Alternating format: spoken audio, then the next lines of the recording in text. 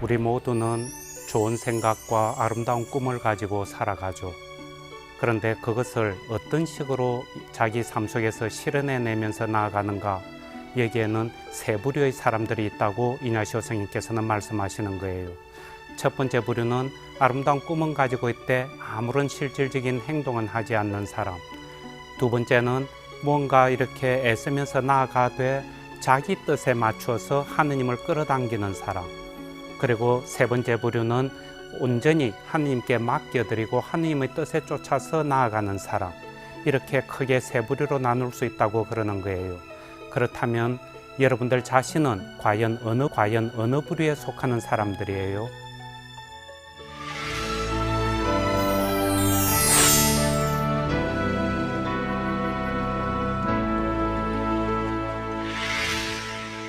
성부와 성자와 성령의 이름으로 아멘. 주신 예수님, 저희들 이 여정에 함께 하시면서 필요한 용기와 힘들과 지혜를 더해 주시어 감사드립니다.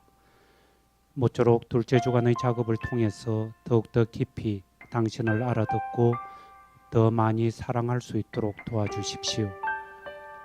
당신의 꿈을 알고 당신의 계획을 알아들은 지금 저희들이 삶 속에서 구체적으로 어떤 행동을 취해야 할지 세 부류의 사람들에 대한 묵상들을 통해서 제대로 알아듣고 걸어갈 수 있도록 이끌어 주십시오. 좋으신 당신 이름으로 기도드렸습니다. 아멘. 성부와 성자와 성령의 이름으로 아멘. 이 둘째 주간 전체를 이렇게 보면은 지난번에도 얘기했지만은 그리스도의 나라에 대한 관상부터 시작해서 그 다음에 천주 강생, 예수님 탄생 이런 것들을 보고 그 다음에 12살 사건을 중심으로 보고 나서 그 다음에 두 개의 깃발 136번부터 147번 두 개의 깃발에 대한 묵상을 했죠. 두 개의 깃발 묵상하고 나면은 이제 세례 사건부터 해가지고 들어간다 그랬죠. 그러니까 어떤 식으로 흘러가느냐 하면은 이냐시오 스님께서는 12살 사건에 대한 관상을 하고 나서 그 다음에 두 개의 깃발에 대한 묵상을 해라. 이러면서 두 영의 움직임, 두 영 하는 것은 그리스도의 영과 루치페르의 영, 이 두 영들의 움직임을 봐라. 근데 우리 12살 사건 잘 알지만은 성전에 이렇게 축제 때 올라가셨는데 예수님이 부모님께 요셉 성인과 성모님께 아무 말씀도 안 하시고 혼자 딱 따로 남아버렸죠. 그래서 사흘 동안을 계속 찾으면서 애먹으셨죠. 그래가지고는 나중에 성전에서 떡 찾으니까 얘야 왜 애미 속을 이렇게 썩이냐 이러니까 아니 내 엄마쯤 되면은 그 정도는 알아야지. 내가 아버지 집에 있어야 될 줄 몰랐느냐고. 뭔가 12살밖에 되진 않았지만은 예수님 나름대로 당신이 어디에 있어야 하는지 지금 무엇을 해야 하는지 어느 길로 가야 하는지 이 나름대로 아버지의 뜻을 하느님 아버지의 뜻을 식별하고 그리고 거기에 따른 선택 작업을 한 것 아니냐 하는 거예요. 근데 그 뜻을 식별하고 선택을 하기 위해서는 우리 안에 있는 두 영의 움직임을 잘 봐야 된다. 우리 안에는 그리스도의 영과 루치페르의 영 상반된 두 영의 움직임이 있다 하는 거예요. 그래서 그 영들의 움직임을 잘 살펴야지 각자가 그리스도의 영이 이끄는 방향과 루치페르의 영이 이끄는 방향이 다르다 하는 거예요. 그리고 지난번에 두 개의 깃발에 대해서 이야기를 했지만은 전쟁이라는 개념을 쓰긴 했지만은 그리스도의 진영이 루치페르의 진영을 완전히 쳐부숴 없애버리는 것 이런 식으로 생각하면은 곤란한 거예요. 그냥 인격화시키고 상징화시키고 이러다 보니까 전쟁이라는 그런 은유를 가져왔을 뿐이지 이것을 완전히 없앨 수 있는 그런 상황이 아닌 거예요.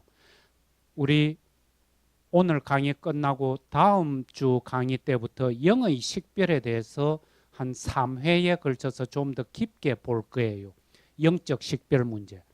영적 식별 때 더욱더 깊게 다루긴 하겠지만은 사실은 그리스도의 영, 그리스도의 깃발하고 루치페르의 깃발은 우리 안에 혹은 이 사회 안에 마치 음과 양처럼 이게 그리스도의 영이라면은 이거는 루치페르의 영인 거예요.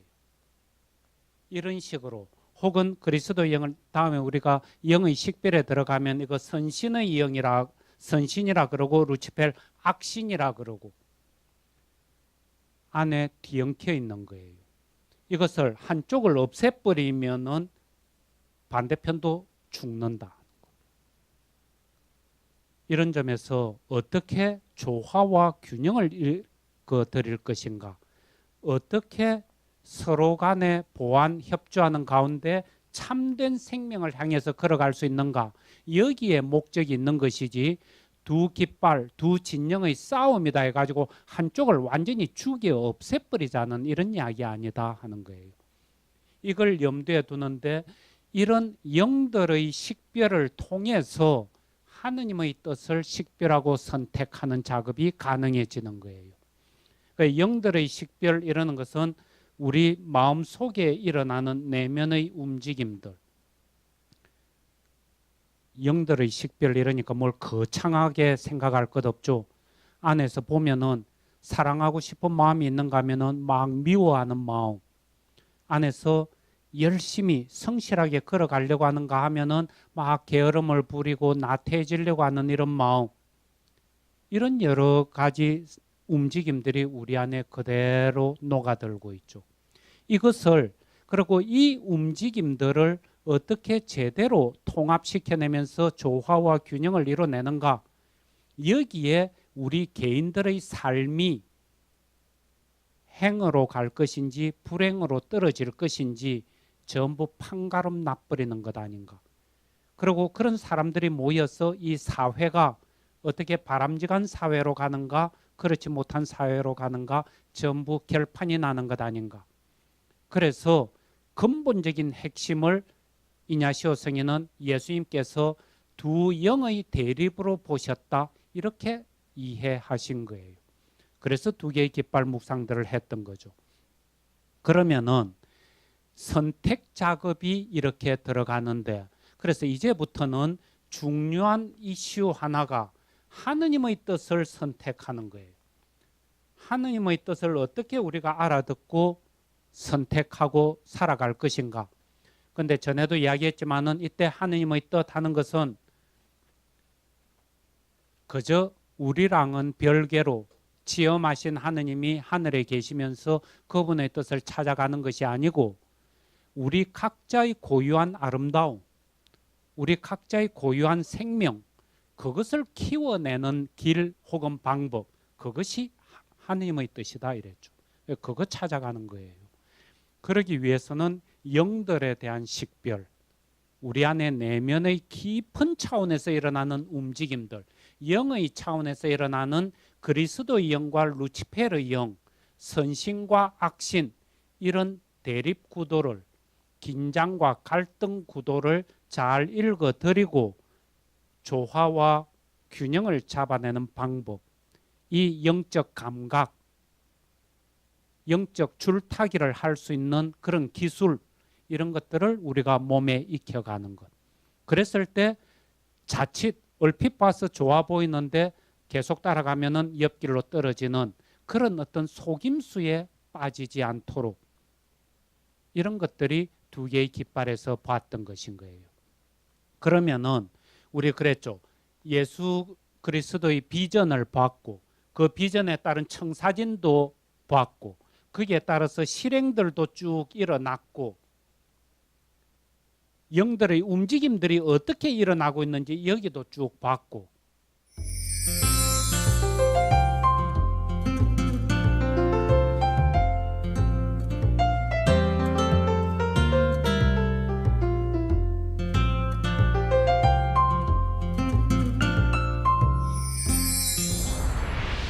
이냐시오 성인은 그렇게 생각하시는 거예요. 여러분들이 이제 영신수련 둘째 주간에 들어와서 한 4일 정도에 걸쳐서 여기까지를 전부 보게끔 하는 거예요. 둘째 주간 딱 들어오자마자 아주 무겁고 중요한 묵상 내지 관상 테마들을 전부 다 던져버리는 거예요. 그러고 나서 그 다음부터 8일 정도를 세례 사건부터 시작해서 예수님의 그 공생애에 대한 복음 관상을 하기 시작하죠. 조금은 여유로운 가운데 좀 더 깊게 예수님께 젖어드는 것. 근데 지난 시간에도 우리 그런 이야기 했죠. 그리스도의 나라에 대한 관상에서 98번 기도 같은 것이 지성이나 의지 차원에서 되는 문제가 아니다. 두 개의 깃발에서 보는 것이 그저 단순히 지성 차원에서 옳은 것 그런 것 따지고 의지력을 뭘 이쪽으로 가야 된다. 그리스도의 진영으로 가야 된다. 루치페르의 진영을 배척해야 된다. 이래가 무슨 의지적으로 결심한 데 가지고 되는 것 아니고 영의 차원에서 깊은 움직임들을 알아들어야 된다.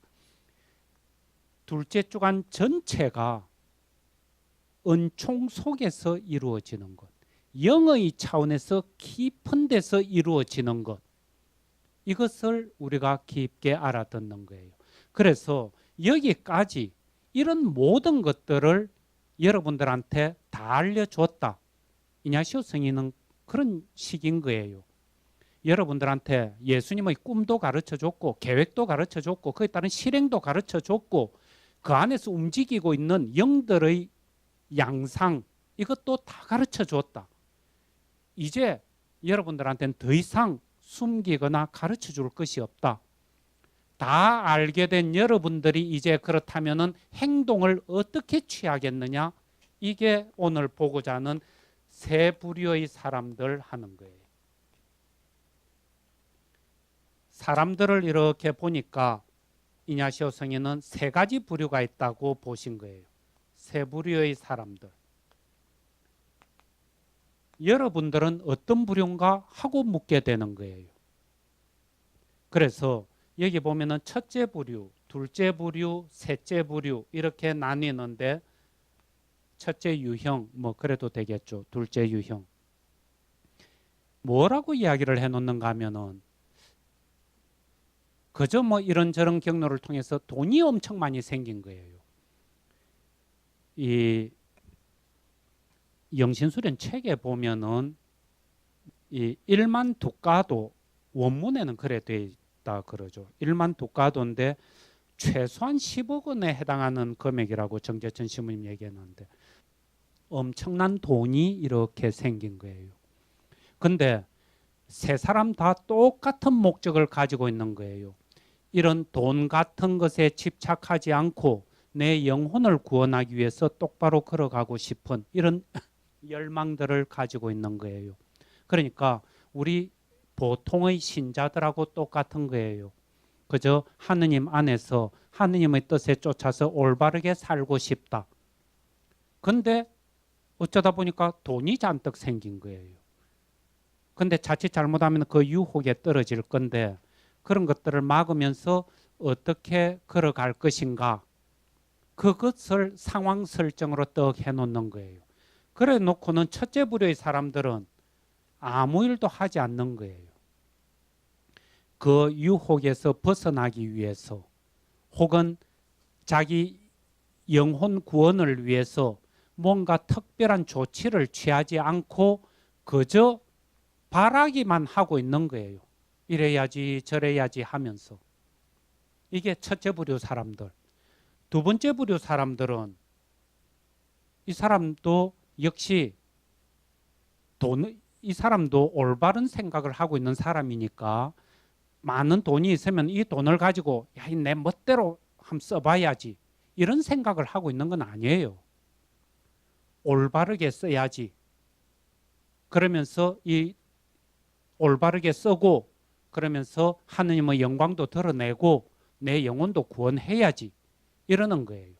그럼에도 불구하고 이 사람은 그 돈에 대한 집착은 놓지를 않는 거예요. 그 돈을 내가 쥐고 있으면서 그러면서 올바르게 걸어가야지. 돈을 올바르게 써야지 이러고 있는 거예요. 그러다 보니까 하느님의 뜻을 온전히 따른다 하는 것보다는 내 뜻이 먼저 앞서는 거예요. 내 뜻이 있고, 그래서 하느님, 당신을 위해서 내가 이 돈의 일부를 떼가지고 예수회에다가 기부를 하려고 하는데요. 그리고 교육의 혁신을 위해서 서강대학교에도 기부를 하려고 하는데요. 당신도 이건 원하시고 좋아하시는 것이죠. 그러면서 돈을 툭툭 떼가지고 쓰려고 하는 거예요. 그러면 이거는 하느님께서 진짜 그것을 원하시는 하느님의 뜻과 맞을 수도 있지만은 안 맞을 수도 있는 거예요. 어디까지나 내가 이것이 하느님의 뜻일 것이야 하고 추량을 하면서 내 식대로 움직이는 거예요. 하느님은 내 뒤쫓아오면서 거기에다 결제 도장 찍어주기를. 이게 두 번째 부류의 사람들인 거예요. 그런가 하면은 세 번째 부류의 사람은 내가 돈이 어떻게 이렇게 생겼는데 돈에 대한 집착 내지는 애착도 완전히 놓은 거예요. 돈을 누가 가져가겠다 이러면은 하느님의 뜻만을 찾고 하느님의 뜻이 아니라면은 돈을 누가 가져가든 말든 아무런 관심이 없는 거예요. 거기에 대한 집착을 완전히 놓는 거예요. 그래서 오직 하느님께 더 큰 영광이 된다면은, 봉사가 된다면은, 이건 말 바꾸면은 하느님께서 원하시는 내 자신의 아름다움과 생명을 키워내는데 참된 길이라면은 돈을 내가 가지고 있어도 좋고 돈을 내놔도 좋고 돈을 여기에 써도 좋고 저기에 써도 좋고 이렇게 움직이는 사람이 세 번째 부류의 사람인 거예요. 그러면 여러분들 여기서 어떤 사람입니까? 이렇게 묻는 건데 사실은 두 번째 부류하고 세 번째 부류하고를 이렇게 보면은 중요한 테마가 떠오르는 것이 불편심의 문제인 거예요. 이 불편심이라는 단어 생각나죠? 전에 원리와 기초하고 이랬을 때 했던 거기에 나왔던 단어, 뭐 이 질병보다 건강을, 모욕보다 명예를, 가난보다 부귀를, 단명보다 장수를 더 원하지 않을 것이요, 어느 한쪽에 치우치지 않는 것, 이런 이야기였죠. 여기에 이렇게 보면은 두 번째 단계의 사람은 비록 하느님의 뜻을 쫓아서 살아내려고 하고 있음에도 불구하고 자기가 원하는 뜻이 우선되는 거예요. 그러면서 거기에 사로잡혀 있는 거예요. 이거는 불편심을 잃어버렸다고 생각이 되는 거예요. 이 불편심하는 이 문제는 좀 전에도 이야기를 했지만은 둘째 주간 전체가 하느님의 은총 속에서 성령의 활동 속에서 전개되는 작업들이다, 이래 이야기를 했죠. 여러분들 두 개의 깃발, 지난주에 강의했던 것 두 개의 깃발만 이렇게 떠올려도 거기에 보면은 가난과 부귀, 그 다음에 모욕과 명예, 이런 이야기들을 했었죠. 근데 이게 우리가 보통 가난한 사람과 부유한 사람, 그런 식으로 상대적으로 갈라놓은 그런 의미의 가난이 아니다 그랬죠.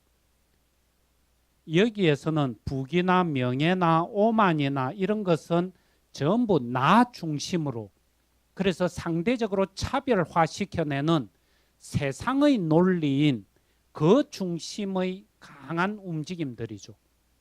거기에 비해서 이것은 이런 것까지 다 포함한 가난, 부귀를 끌어안은 가난, 명예를 끌어안은 모욕, 오만을 끌어안은 겸손,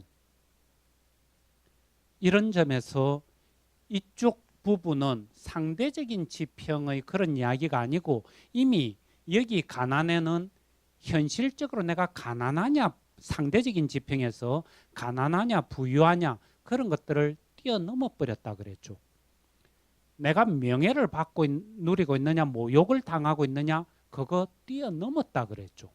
그 말은 이런저런 쪽에 역시 사로잡히지 않는다 하는 말이고, 그 말은 결국 역시 불편심인 거예요.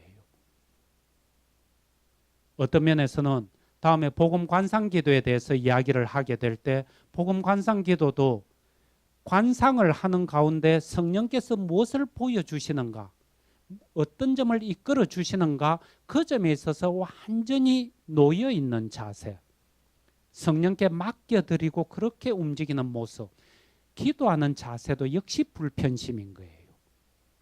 그래서 어떤 면에서는 성령의 활동, 성령의 은총 속에서, 하느님 아버지의 은총 속에서 쭉 움직인다 하는 것은 영적 차원에서 계속 움직인다 하는 것과 같은 말이고, 역시 불편심의 자세로서 계속 움직인다 하는 말하고 전부 같은 이야기다 하는 거예요. 이런 점에서 세 부류의 사람들 하는 것도 불편심의 차원에서 깊게 알아들을 문제지, 그래 내가 아버지의 영광을 위해서 도움이 되는 이 길로 가야 된다, 세 번째 부류가 되어야 된다, 그런 식으로 무슨 의지적으로 내가 결심한다 이래가지고 세 번째 부류로 갈 수 있고, 이런 것들이 아니다 하는 거예요. 그냥 여기 무슨 10억, 100억 많은 돈이 생겼다 이랬을 때 당장 그거 잠깐만 생각해 봐도 능히 알 수 있죠. 그런 돈에 대한 집착, 이런 것들을 그렇게 쉽게 놓을 수 있는가? 결심하고 그래 이거 놔야지 이런 데 가지고 돈에 대한 애착으로부터 떨어질 수 있는가? 여러분들이 모욕에 대해서, 그런 모욕 예수님께서 달게 받으셨으니까 나도 달게 받겠다, 그렇게 결심한다 해가지고 현실적으로 누가 나를 모욕하고 업신여길 때 태연하게 그게 소화가 되는가? 이런 문제들은 훨씬 깊은 차원에서 성령에 의해서 감도되지 않으면은, 성령의 기운이 우리를 사로잡으면서 변화시켜내지 않으면은 안 되는 문제들 아닌가 하는 거예요. 그래서 두 번째 부류, 첫 번째 부류는 우리 존재의 깊이 차원에서 보면은 이거는 거의 어떤 생명력 같은 것이 약한 무기력증에 떨어져 있는 그런 사람인 거예요. 어떤 면에서 이 첫째 부류이 이게 가장 어려운 문제죠. 우리도 간혹 이렇게 보면은 머리로 다 알고 뭘 원해야 될지도 알고, 또 자기 딴에는 난 이렇게 살고 싶다 저렇게 살고 싶다는 그런 바람이 다 있고, 그럼에도 불구하고 안에서 정말 그것을 향해서 나아가는 살아있는 기운, 움직임, 이런 것들이 약한, 생명력 자체가 아주 얕은 이런 사람들 가끔 보죠. 어떤 면에서는 존재의 무기력 같은 것에 떨어져 있는, 이 병 중에 큰 병이다 싶고, 저것은 뭘 어떻게 해야 될지 모르겠어요. 일단 뭘 바라는 게 있고 막 움직이는 놈이 있어야, 야 이놈아 그쪽으로 갈 게 아니고 이쪽으로 와야 된다, 뭐 이렇게라도 하지, 머리로만 빙글빙글 생각하고 손끝 하나 까딱 안 하고 확 깔아앉아 있는 이런 사람들을 불러일으키는, 이거는 진짜 어렵다 싶어요. 어쨌거나 존재의 차원에서 첫째 부류는 깊은 무기력에 잠겨 있거나 떨어져 있는 이런 사람이고, 두 번째 부류는 자기 뜻이 우선되는 것, 그러면서 하나님이 자기를 늘 쫓아오면서 추인해 주기를 원하는 것. 근데 이제 이래 되면은 두 번째 부류의 사람들을 우리는 아주 많이 볼 수 있죠. 그래서 이게 두 번째 부류하면은 이 형편없는 사람들이 아닌 거예요. 우리 주위에서 꽤나 열심히 제대로 신앙생활 잘 한다, 영적 여정을 열심히 걸어가고 있다 하는 사람들에서 곧잘 벌어지는 모습이 이 모습인 거예요. 성직자 수도자들 안에서도 곧잘 보이는 모습들이 이 모습인 거예요. 그러다 보니까 내가 이 길을 가는 것이 하느님을 위해서 내 온 전신을, 자신을 봉헌하고, 그래서 수도 생활을 해야 되겠다, 성직 생활을 해야 되겠다, 그리고 이것은 하느님께서 기뻐하시는 것일 것이다. 그러면서 이렇게 움직여 나가는데 의지가 있고 주위 여건이 괜찮고 마음이 편안하고 할 때는 괜찮죠. 그런 식으로 쭉 가다가 상황이 뒤틀어지면 자기가 생각하지 못했던 어려움이라든지 역경에 부딪히면은 자기 뜻을 뒤집어 엎어버릴 가능성이 아주 많죠. 요즘 와서는 그냥 이혼하는 게 예사다 그러죠. 뭐 세 쌍 중에 한 쌍 정도는 이혼한다 그러니까. 근데 다음에 하나님이 또 선택할 때 이야기가 나올지 모르겠지만은 이냐시오 스님이 봤을 때는 우리가 선택을 뭘 하면은 살아가면서 이런저런 결정들을 하죠. 번복할 수 있는 선택이 있는가 하면은 번복할 수 없는 선택이 있다 그러죠. 옷이야 한 벌 사가지고 그냥 위에 셔츠가 마음에 안 든다. 세일하는 맛에 싼 맛에 샀더니 마음에 안 든다.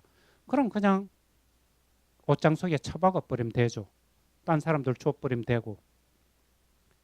그런 것들은 바꿀 수가 있지만은 결혼을 했다든지 수도 생활을 하면서 종신서원을 한다든지 평생 그렇게 살겠습니다 하는 이런 선택들에 대해서는 번복할 수 없는 선택이다 하는 거예요.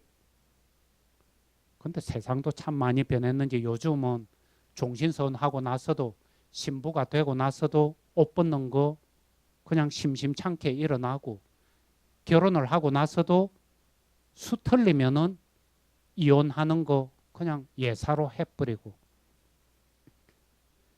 어쨌거나 그럴 때 하느님의 영광을 위해서 한다. 그럼에도 불구하고 불편심에 사로잡혀 있지 않다 보니까 개체적인 자아에 빠져 있다 보니까 나라는 개체적이고 독립적인 개체적인 이런 자아에 집착해 있다 보니까 이것이 늘 우선이 되다 보니까 불편심에 들어갈 수가 없는 거예요. 다음에 하나님의 뜻을 식별하고 선택한다는 이런 것들이 그런 작업들을 해 나갈 때 무엇보다도 중요한 것은 이 불편심인 거예요. 불편심이 제대로 안 갖추어지면은 아무것도 안 되는 거예요. 다 그냥 자기 욕심 차리면서 자기 뜻대로 하고 자기 수 틀리면은 얼마든지 뒤집어 엎을 수 있는 그런 식으로 흐를 위험들이 너무나 많죠. 그래서 이 두 번째 단계가 이제 그런 것인데 세 번째 단계는 여기에서는 뚜렷한 특징이 세 번째 부류의 사람들은 불편심을 갖추고 있는 거죠. 돈을 가지고 있든 안 가지고 있든 이 일을 하든 저 일을 하든 어떤 것이든 괜찮다. 오직 하느님의 뜻이라면은 하느님께 더 큰 영광이 되고 봉사가 된다면은 기꺼이 그렇게 하겠다 하는 이야기인 거예요. 근데 이제 이것도 기꺼이 하겠다 하는 이게 나중에 겸손의 3단계 곧이어서 이야기를 할 텐데 거기에 보면은 역시 겸손의 둘째 단계 하는 불편심의 영역하고 연결이 되는 부분인 거예요. 그래서 불편심이라는 것이 얼마만큼 중요한가.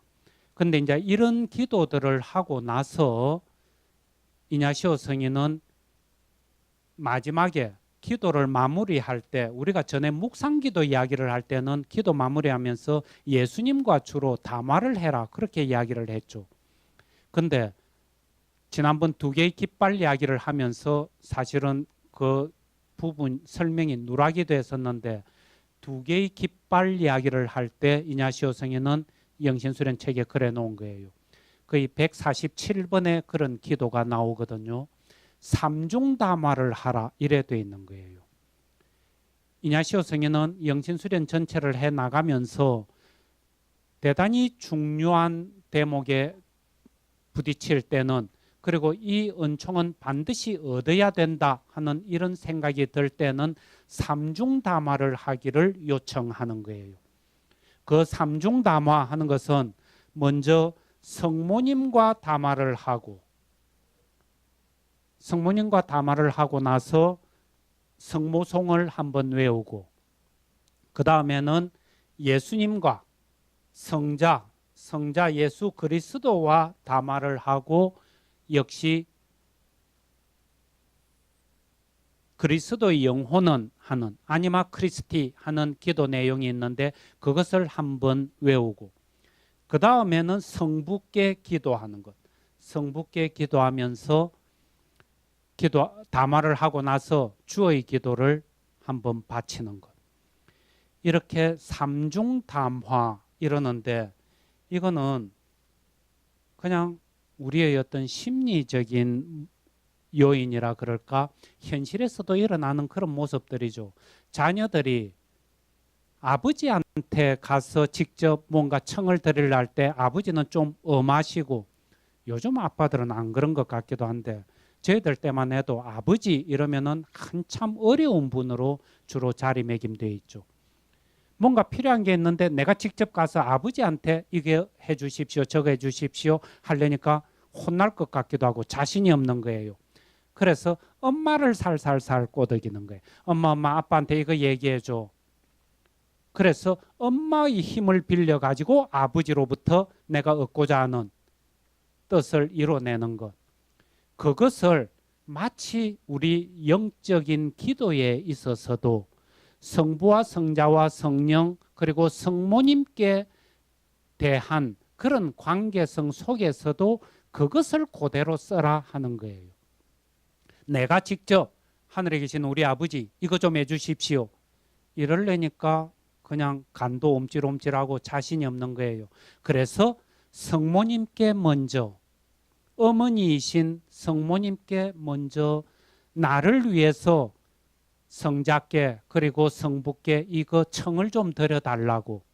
내가 이야기하면은 성부께 속 안 들어주실지 모르지만은 성모님이 어머님이 청을 넣으시면은 성부께서 들어주실 가능성이 훨씬 높을 것 아닌가. 그래서 성모님과 담화를 좀 하는 거예요. 물론 이거 1시간 기도가 끝나면 자명종이 울리면서 1시간이 됐다. 그러면서 담화에 들어갈 때가 되면은 그때 성모님과 함께 이야기 좀 하는 거예요. 내가 2개의 깃발에 대해서 뭔가 아직도 잘 못 알아듣는 게 있는데 혹은 가난에 대해서 내가 영 마음이 안 움직여지는데 나도 정말 정신적인 가난, 불편심을 갖출 수 있도록 그렇게 사람이 변화될 수 있도록 아버지께 좀 청해 주십시오. 그러면서 어머님과 담화를 좀 하는 것. 그러고 나서 성모님 손을 잡고 예수 그리스도께 가는 거예요. 성자께 가는 거예요. 그러면은 성자께서도 혹시 내 얘기를 안 들어주려고 하시다가 어머니 백으로 어머니가 와서 아이고 얘야 좀 보나벤투라 이놈이 저런 식으로 자꾸 원하는데 그냥 좀 들어줘라. 그러면은 우리 비근한 예로 가나의 혼인잔치 있죠. 어머니 아직 제때가 되지 않았습니다. 이러는데도 어머니께서 부탁하시자 예수님 가나의 혼인잔치에서 술이 떨어진 것을 술을 넉넉하게 채워버리시죠. 어머니의 파워가 그 정도로 강한 거예요. 그래서 성자께 또 담화를 하고 그 다음에 이제 한 손에는 어머니 손 잡고 한 손에는 예수 그리스도 손 잡고 든든한 양쪽 백을 대동해서 성부께 최종적으로 나아가는 거예요. 그러면은 성부께서 안 들어주실 리가 있겠는가? 그래서 여러분들이 기도하면서 이런 은총은 꼭 받았으면 좋겠다. 그런 생각이 들 때는 삼중담화를 해라. 대표적인 게 2개의 깃발인 거예요. 그토록 중요한 거예요. 영들의 움직임을 분별하고 올바른 삶을 살아내기 위해서 절대적으로 필요한 지혜요 힘이다 하는 것. 그래서 그 은총을 청하는 것. 그 다음에 세 부류의 사람들. 그런 모든 인식의 바탕 위에서 내가 구체적으로 어떤 행동을 취할 것인가. 이것하고 직결되니까 세 부류의 사람들에서도 역시 여러분들은 세 번째 부류의 사람들이 될 수 있도록 은총을 청해라. 근데 삼중담화는 이것도 그저 그냥 백을 대동해 가지고 내 목적을 관철시켜야지. 그런 어떤 너무 막 세속적인 조폭 같은 그런 어떤 관점이라기보다는 그 정도로 내 안에서 원하는 바가 간절한 거예요. 삼중다마를 할 정도로 내가 절실히 원하고 있는 것. 너 정말 원하느냐? 이래 물었을 때 예, 그렇습니다 하는 그 표시가 바로 삼중다마에 들어가고 있는 거예요. 그래서 내가 두 개의 깃발에서 그리스도의 진영의 깃발에 참된 영의 움직임에 제대로 설 수 있도록 저를 변화시켜 주십시오 하는 것은 머리로만 대충 원하고 이게 옳으니까 저 길로 가야 된다. 그래서 입으로만 원하고 있고 그래 가지고는 도대체가 은총을 받을 수가 없을 거다는 거예요. 그런 사람이 무슨 성모님 백동원하고 성자 백동원한다 해가지고 이루어질 턱이 없죠. 내면의 깊은 곳에서 진짜 뭘 원하는가, 절실히 원하는가, 이런 점들이 전부 바로미터가 되고, 이런 점에 있어서 우리가 올바른 것을 청할 수 있도록 예수님께서 청하고 원하시고 걸어가셨던 것을 우리도 정말 하기를 원하는지, 이런 점에 있어서 계속 스스로를 점검해 보고 따라갈 필요가 있는 것 아닌가. 이런 바탕 위에서 그 다음에 우리가 겸손의 3단계를 보는데, 영신수련 책으로 치면은 164번부터 168번까지 164번에서 168번의 겸손의 이야기들을 하고 있어요. 근데 여기서 이렇게 겸손의 3단계 이래 놓는 데 가지고 이 겸손을 유신부는 아주 똑똑하고 핸섬하고 그런데 타이밍이 맞게 웃음이 탁 나야지 한참 생각을 해보고 이걸 웃어줘야 할 대목인지 아닌지 보여르고 있어가지고요. 한참 똑똑하고 잘생기고 그랬는데 인간이 참 겸손하다. 이런 식으로 보통 우리가 사회생활하면서 저 사람 겸손하다 아니다는 그 차원하고는 좀 다른 이야기다 싶어요. 그런 식의 겸손이라기보다는 사랑의 3단계라고 알아들으면은 별 대차가 없겠다 싶은 거예요. 그러면서 1단계의 겸손, 2단계의 겸손, 3단계의 겸손 이것이 있는데, 이냐시오 성인께서는 하느님의 뜻을 찾아가기 위해서는 먼저 전제 조건을 갖춰야 되는데, 적어도 겸손의 둘째 단계에 도달하지 않으면은 들어갈 수가 없다. 이래 돼 있는 거예요. 이 둘째 단계 하는 것이 불편심의 이야기인 거예요. 영신수련 책을 보면은 첫째 단계, 1단계의 겸손이죠. 구원을 위해 필요한데 할 수 있는 한 나를 낮추고 겸손을 다하여 모든 일에서 우리 주 하느님의 법을 따르는 것이다. 그래야 나를 이 세상 모든 피조물들의 주인이 되게 한다고 할지라도, 혹은 내 목숨을 건지기 위해서라도 신법이나 인정법에서 대죄로서 의무지어진 계명을 고의로는 하나도 어기지 않는 것이다. 이래가지고 내 구원을 위해서 대죄는 하나도 범하지 않는다. 이래 이야기를 딱 하는 바람에 마치 1단계는 대죄를 안 범하면은 1단계의 겸손이고, 2단계는 소죄를 범하지 않으면은 2단계의 겸손이다. 이런 식으로 종래는 이야기들을 좀 해왔는데, 이런 식으로 알아들으면 곤란하죠. 요즘 와서는 그렇게 이해는 잘 안 하는 것 같아요. 몇십 년 전 이야기들이죠. 둘째 방식은 내려놨어요. 첫 번째보다 더 완전한 겸손인데, 가난보다 부를, 불명예보다 명예를, 단명함보다 장수를 더 원하지 않고 거기에 마음이 더 끌리지도 않는 상태에 이르고자 한다. 그리고 더 나아가서 온갖 피조물을 두고서나 혹은 내 목숨을 잃는 일이 있더라도 고의로 소죄 하나라도 범하지 않는 것이다. 이래 이야기를 딱 해놨거든요. 그래 놓으니까 대죄도 안 범하면은 1단계의 겸손이고, 소죄까지 아주 경미한 죄까지 범하지 않으면은 2단계의 겸손이다. 이래 이야기를 이해를 하는데 그렇게 해석하면은 곤란하다. 두 번째 단계 뒤에 뭐 소재 이야기가 나왔지만은 그 앞에 뚜렷하게 나왔던 게 불편심에 대한 이야기죠.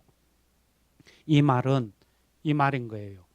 1단계, 2단계, 3단계 이 사랑이 점점 깊어지는데 1단계는 무슨 소린가 하니까 내 식으로 사랑하는 거예요.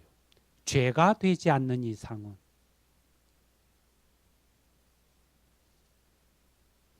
나는 가난하게 산다든지 이런 것은 진짜 싫다. 내가 능력도 있고 열정도 있고 그러니까 내가 열심히 일해가지고 돈 많이 벌어서 그걸 가지고 교회에도 기부도 하고 서강대학교에도 기부를 하고 그러면서 내가 열심히 살겠다. 그런데 해가지고 그게 잘못됐다든지 나쁘다든지 이렇게 이야기할 수 없죠. 그냥 그것도 나름대로 사랑이고 괜찮죠.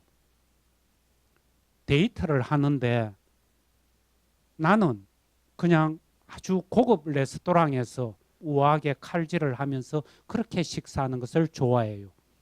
근데 데이트하는 여자애는 오히려 그런 거 참 싫어하고 그저 된장국에 밥 말아 먹는 것 그런 걸 좋아하는 거예요. 그럼에도 불구하고 내 따라오라고 내 좋은 식당 알아놨다고 그러면서 데리고 가서 멋있게 차려놓는데 여자애는 그저 칼로 이렇게 장난이나 치고 깔짝깔짝거리고 있으면은 너 왜 이렇게 해놓으면 이게 얼마짜리 스테이크인지 아느냐고 왜 안 먹고 이러느냐고 그런 식으로 여자를 사랑하는 거예요. 그 정도의 사랑의 깊이인 거예요. 근데 보리숙년에 그게 어디예요? 두드려 패고 욕하고 하는 남자들도 적잖게 있는데 좋은 것 먹여주고 여자애는 늘 청바지에 티셔츠 좋아하는 거예요.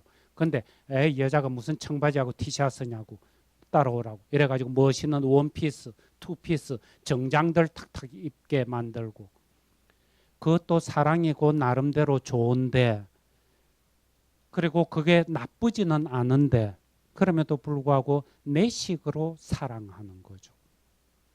근데 두 번째는 여기에는 이제 불편심이 등장했죠.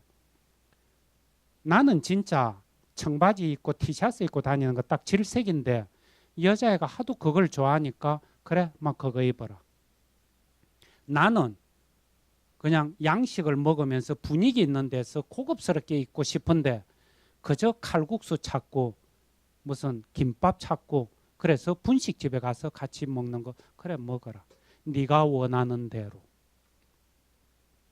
그 사랑이 되면은 이건 사랑이 좀 더 깊어져 있는 사랑이지 않느냐 하는 거예요. 상대방의 초점이 가 있죠. 근데 세 번째 사랑은 이건 또 내식인 거예요. 내식인데 1단계의 사랑하고 다른 점은 3단계의 사랑에서는 아예 당신하고 그냥 완전히 하나를 이루고 싶은 열망 속에서 내 고집을 하는 거예요. 먹는 걸로 이야기를 한다면은 1단계는 상대방은 양식 싫어하는데 데려가서 양식 먹였죠. 두 번째 단계에서는 이놈이 그저 그냥 칼국수 좋아하고 이러니까 그래 네 따라 간다. 근데 너는 칼국수 먹어라. 근데 나는 칼국수는 싫으니까 순두부 먹겠다. 그래가지고 한식집에 가서 사이좋게 니는 네 거 먹고 난 내 거 먹고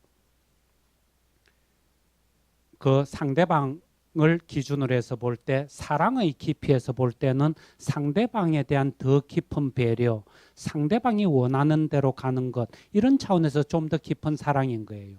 근데 세 번째 단계 딱 오면은 나는 진짜 칼국수 싫어하는데 제가 칼국수를 좋아하니까 나도 들어가서 나도 똑같은 거요 이래버리는 거예요. 완전히 하나가 되려고 하는 거예요. 그래서 예수님이 가난하셨던 것처럼 나도 가난하게 되기를 원하고 예수님이 모욕을 받으셨던 것처럼 나도 모욕받기를 원하고 아예 카피를 뜨듯이 완전히 동화되어 버리려고 하는 그 사랑은 훨씬 깊은 사랑이지 않느냐 하는 거예요. 근데 하느님의 뜻을 찾아가는 데 있어서 적어도 두 번째 단계의 겸손 내지는 사랑에 도달하지 않으면은 하느님의 뜻을 식별할 수 없다. 이거는 어떻게 보면 당연한 것 아니냐 하는 거예요. 하느님의 뜻을 찾고 있는 사람이 자기 뜻은 뒷주머니에 딱 찔러 놓고 하느님 당신 뜻 보여주십시오. 그래가 내하고 맞으면은 그 뜻 찾아가고 아니면은 난 내 뜻대로 가겠습니다.